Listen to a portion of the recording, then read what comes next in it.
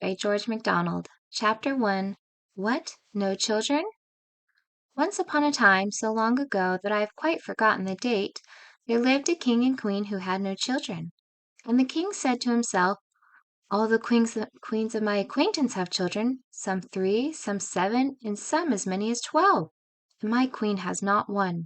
I feel ill-used. So he made up his mind to be cross with his wife about it. But she bore it all like a good patient queen as she was. Then the king grew very cross indeed, but the queen pretended to take it all as a joke, and a very good one too. "Why don't you have any daughters at least?" said he. "I don't say sons, that might be too much to expect." "I am sure, dear king, I am very sorry," said the queen. "So you ought to be," retorted the king.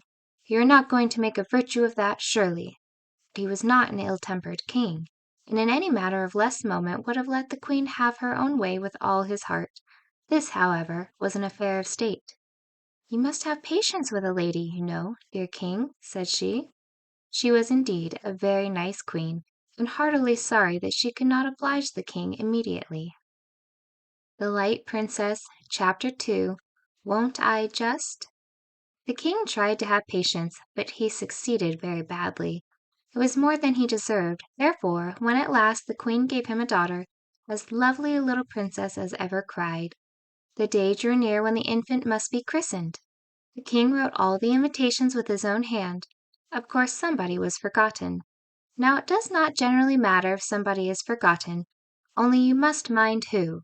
Unfortunately, the king forgot without intending to forget, and so the chance fell upon the Princess Macdonald, which was awkward, for the princess was the king's own sister, and he ought not to have forgotten her, but she had made herself so disagreeable to the old king, their father, that he had forgotten her in making his will. And so it was no wonder that her brother forgot her in writing his invitations. But poor relations don't do anything to keep you in mind of them. Why don't they? The king could not see into the garret she lived in, could he? She was a sour, spiteful creature. The wrinkles of contempt crossed the wrinkles of peevishness, and made her face as full of wrinkles as a pat of butter. If ever a king could be justified in forgetting anybody, this king was justified in forgetting his sister, even at a christening. She looked very odd, too. Her forehead was as large as all the rest of her face, and projected over it like a precipice. When she was angry, her little eyes flashed blue. When she hated anybody, they shone yellow and green. What they looked like when she loved anybody, I do not know, for I never heard of her loving anybody but herself, and I do not think she could have managed that if she had not somehow got used to herself. But what made it highly imprudent in the king to forget her was that she was awfully clever.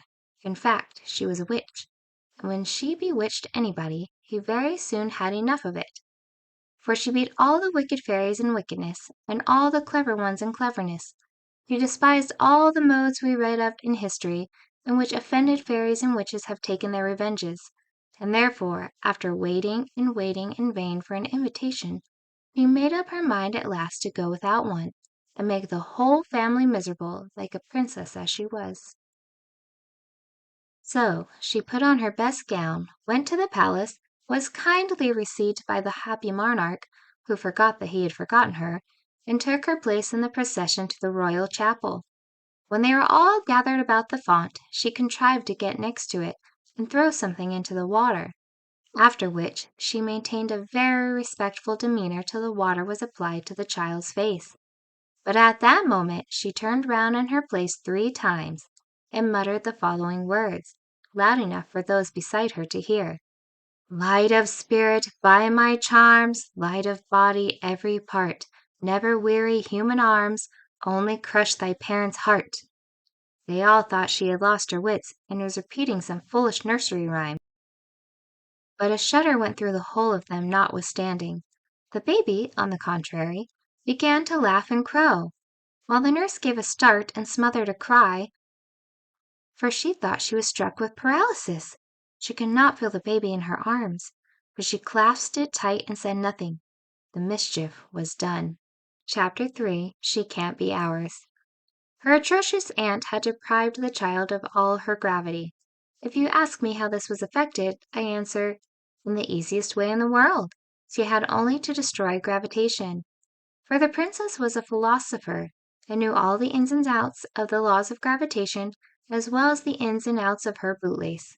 And being a witch as well, she could abrogate those laws in a moment, or at least so clog their wheels and rust their bearings that they would not work at all. But we have more to do with what followed than with how it was done. The first awkwardness that resulted from this unhappy privation was, that the moment the nurse began to float the baby up and down, she flew from her arms toward the ceiling. Happily, the resistance of the air brought her ascending career to a close within a foot of it. There she remained, horizontal as when she left her nurse's arms, kicking and laughing amazingly. The nurse, in terror, flew to the bell, and begged the footman, who answered it, to bring up the house steps directly. Trembling in every limb, she climbed upon the steps, and had to stand upon the very top, and reach up before she could catch the floating tail of the baby's long clothes. When the strange fact came to be known, there was a terrible commotion in the palace. The occasion of its discovery by the king was naturally a repetition of the nurse's experience. Astonished that he felt no weight when the child was laid in his arms, he began to wave her up and not down, for she slowly ascended to the ceiling as before, and there remained floating in perfect comfort and satisfaction, as was testified by her peals of tiny laughter. The king stood staring up in speechless amazement, and trembled so that his beard shook like grass in the wind. At last, turning to the queen, who was just now as horror-struck as himself, he said, gasping, staring, and stammering, "She can't be ours, queen!" Now the queen was much cleverer than the king, and had begun already to suspect that this effect defective came by cause. "I am sure she is ours," answered she, "but we ought to have taken better care of her at the christening. People who were never invited ought not to have been present." "Ho, ho!" said the king, tapping his forehead with his forefinger. "I have it all. I've found her out. Don't you see it, queen? Princess Makemna has bewitched her." "That's just what I say," answered the queen. "I beg your pardon, my love. I did not hear you. John, bring the steps I get on my throne with." For he was a little king with a great throne, like many other kings. The throne steps were brought and set upon the dining table, and John got upon the top of them, but he could not reach the little princess, who lay like a baby laughter cloud in the air, exploding continuously. "Take the tongs, John," said his majesty, and getting up on the table, he handed them to him. John could reach the baby now, and the little princess was handed down by the tongs.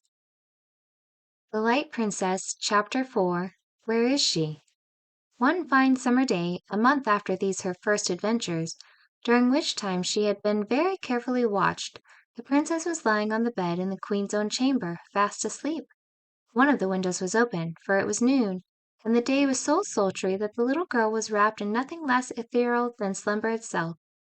The queen came into the room, and not observing that the baby was on the bed, opened another window. A frolicsome fairy wind, which had been watching for a chance of mischief, rushed in at the one window, and taking its way over the bed where the child was laying, caught her up, and rolling and floating her along like a piece of flue or dandelion seed, carried her with it through the opposite window and away. The queen went downstairs, quite ignorant of the loss she had herself occasioned. When the nurse returned, she supposed that her majesty had carried her off, and, dreading a scolding, delayed making inquiry about her. But hearing nothing, she grew uneasy, and went at length to the queen's boudoir, where she found her majesty. "Please, your majesty, shall I take the baby?" said she. "Where is she?" asked the queen. "Please forgive me, I know it was wrong." "What do you mean?" said the queen, looking grave. "Oh, don't frighten me, your majesty!" exclaimed the nurse, clasping her hands. The queen saw that something was amiss, and fell down in a faint. The nurse rushed about the palace, screaming, "My baby! My baby!" Everyone ran to the queen's room. The queen could give no orders. They soon found out, however, that the princess was missing, and in a moment the palace was like a beehive in a garden. But in 1 minute more the queen was brought to herself by a great shout and a clapping of hands. They had found the princess fast asleep under a rose bush, to which the elvish little wind puff had carried her, finishing its mischief by shaking a shower of red rose leaves all over the little white sleeper. Startled by the noise the servants made, she woke, and furious with glee, scattered the rose leaves in all directions, like a shower of spray in the sunset. She was watched more carefully after this, no doubt, yet it would be endless to relate all the odd incidents resulting from this peculiarity of the young princess. There never was a baby in a house, not to say a palace, that kept the household in such constant good humor, at least below stairs. If it was not easy for her nurses to hold her, at least she made neither their arms nor their hearts ache. And she was so nice to play at ball with. There was positively no danger of letting her fall. They might throw her down or knock her down or push her down, but couldn't let her down. It is true, they might let her fly into the fire or the coal hole, or through the window, but none of these accidents had happened as yet. If you heard peals of laughter resounding from some unknown region, you might be sure enough of the cause. Going down into the kitchen or the room, you would find Jane and Thomas and Robert and Susan, all in sum, playing at ball with the little princess.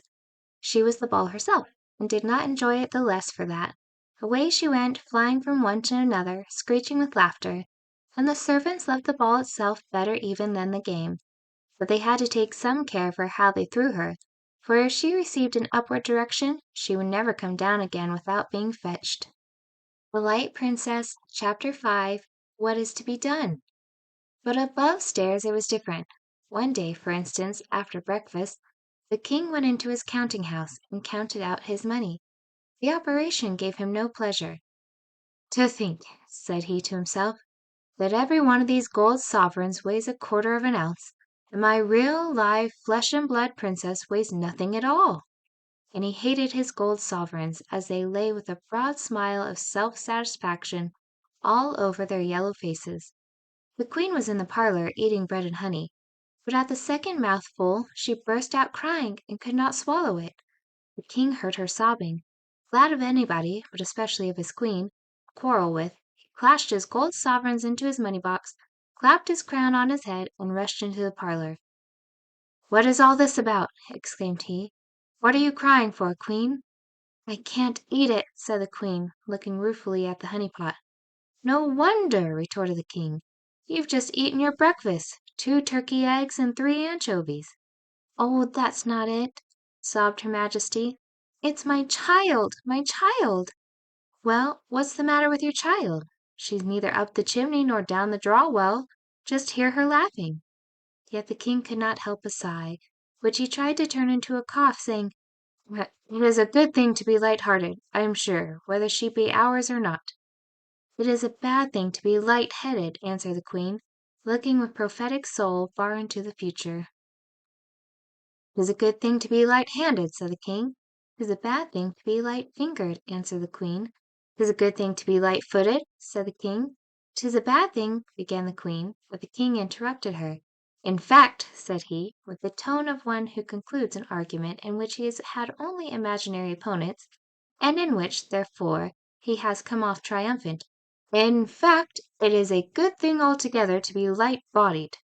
"But it is a bad thing altogether to be light-minded," retorted the queen, who was beginning to lose her temper. This last answer quite discomfited his majesty, who turned on his heel and betook himself to his counting house again. But he was not half-way towards it when the voice of his queen overtook him. "And it's a bad thing to be light-haired," screamed she, determined to have more last words, now that her spirit was roused. The queen's hair was black as night, and the king's had been, and his daughter's was, golden as morning. But it was not this reflection on his hair that arrested him. It was the double use of the word light, for the king hated all witticisms, and punning especially, and besides he could not tell whether the queen meant light-haired or light-aired. For why might she not aspirate her vowels when she was exasperated herself? He turned upon his other heel and rejoined her. She looked angry still, because she knew that she was guilty, or, what was much the same, knew that he thought so. "My dear queen," said he, "duplicity of any sort is exceedingly objectionable between married people of any rank, not to say kings and queens. And the most objectionable form duplicity can assume is that of punning." "There!" said the queen. "I never made a jest, but I broke it in the making. I am the most unfortunate woman in the world." She looked so rueful that the king took her in his arms, and they sat down to consult. "Can you bear this?" said the king. "No, I can't," said the queen. "Well, what's to be done?" said the king. I'm sure I don't know, said the queen. But might you not try an apology? To my older sister, I suppose you mean, said the king. Yes, said the queen. Well, I don't mind. So he went the next morning to the house of the princess, and, making a very humble apology, begged her to undo the spell. But the princess declared, with a grave face, that she knew nothing at all about it. Her eyes, however, shone pink, which was a sign that she was happy. She advised the king and queen to have patience and to mend their ways. The king returned disconsolate. The queen tried to comfort him. We will wait till she is older. She may then be able to just suggest something herself. She will know at least how she feels and explains things to us. But what if she should marry? Exclaimed the king, in sudden consternation at the idea. Well, what of that? Rejoined the queen. Just think, if she were to have children! In the course of 100 years the air might be as full of floating children as at gossamer's in autumn. That is no business of ours, replied the queen. Besides, by that time they will have learned to take care of themselves. A sigh was the king's only answer. He would have consulted the court physicians, but he was afraid they would try experiments upon her. The Light Princess, Chapter 6. She Laughs Too Much. Meantime, notwithstanding awkward occurrences and griefs that she brought upon her parents, the little princess laughed and grew, not fat, but plump and tall. She reached the age of 17 without having fallen into any worse scrape than a chimney, by rescuing her from which a little bird-nesting urchin got fame in a black face. Nor, thoughtless as she was, had she committed anything worse than laughter at everybody and everything that came in her way. When she was told, for the sake of experiment, that General Clanrofert was cut to pieces with all of his troops, she laughed. When she heard that the enemy was on his way to besiege her papa's capital, she laughed hugely. But when she was told that the city would certainly be abandoned to the mercy of the enemy's soldiery, why, then she laughed immoderately. She never could be brought to see the serious side of anything. When her mother cried, she said, "What queer faces mamma makes! And she squeezes water out of her cheeks? Funny mamma!" And when her papa stormed at her, she laughed, and danced round and round him, clapping her hands and crying, "Do it again, papa! Do it again! It's such fun! Dear funny papa!" And if he tried to catch her, she glided from him in an instant, not in the least afraid of him, but thinking it part of the game not to be caught. With one push of her foot she would be floating in the air above his head, or she would go dancing backwards and forwards and sideways like a great butterfly. It happened several times, when her father and mother were holding a consultation about her in private, that they were interrupted by vainly repressed outbursts of laughter over their heads, and looking up with indignation, saw her floating at full length in the air above them, whence she regarded them with the most comical appreciation of the position. One day an awkward accident happened. The princess had come out upon the lawn with one of her attendants, who held her by the hand. Spying her father at the other side of the lawn, she snatched her hand from the maid's and sped across to him. Now when she wanted to run alone, her custom was to catch up a stone in each hand, so that she might come down again after a bound. Whatever she wore as part of her attire had no effect in this way. Even gold, when it thus became as it were a part of herself, lost all its weight for the time, but whatever she only held in her hands retained its downward tendency. On this occasion she could see nothing to catch up but a huge toad, that was walking across the lawn as if he had 100 years to do it in. Not knowing what disgust meant, for this was one of her peculiarities, she snatched up the toad and bounded away. She had almost reached her father, and he was holding out his arms to receive her, and take from her lips the kiss which hovered on them like a butterfly on a rosebud, when a puff of wind blew her aside into the arms of a young page, who had just been receiving a message from his Majesty. Now it was no great peculiarity in the princess that, once she was set a-going, it always cost her time and trouble to check herself. On this occasion there was no time. She must kiss, and she kissed the page. He did not mind it much, for she had no shyness in her composition, and she knew, besides, that she could not help it, so she only laughed like a musical box. The poor page fared the worst, for the princess, trying to correct the unfortunate tendency of the kiss, put out her hands to keep her off the page, so that, along with the kiss, he received, on the other cheek, a slap with the huge black toad, which she poked right into his eye. He tried to laugh too, but the attempt resulted in such an odd contortion of countenance as showed that there was no danger of his pluming himself on the kiss. As for the king, his dignity was greatly hurt, and he did not speak to the page for a whole month. I may here remark that it was very amusing to see her run, if her mode of progression could properly be called running. For first she would make a bound, then, having alighted, she would run a few steps and make another bound. Sometimes she would fancy she had reached the ground before she actually had, and her feet would go backwards and forwards, running upon nothing at all, like those of a chicken on its back. Then she would laugh like the very spirit of fun, only in her laugh there was something missing. What it was, I find myself unable to describe. I think it was a certain tone, depending upon the possibility of sorrow. Morbidezza, perhaps? She never smiled.